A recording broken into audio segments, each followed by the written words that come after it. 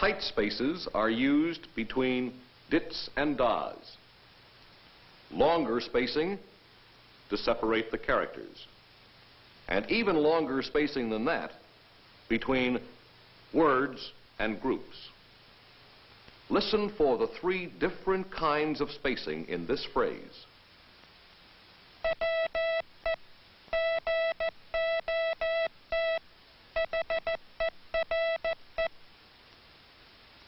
Letter spacing and word spacing can be a little tricky when you're sending. If a word space is too short or a letter space is too long, the sense of the message may not get through. Say that this is what you want to send.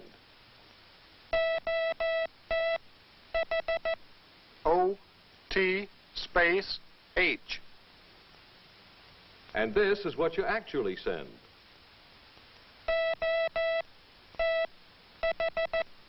O space T space H.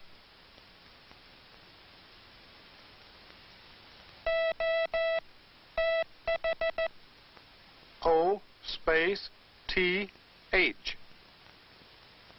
Is what the receiver thinks you're sending. You're trying to tell him you've just arrived. But the way he reads it, you're about to leave. Or you'd like people to believe you're working, but it comes out a weather report.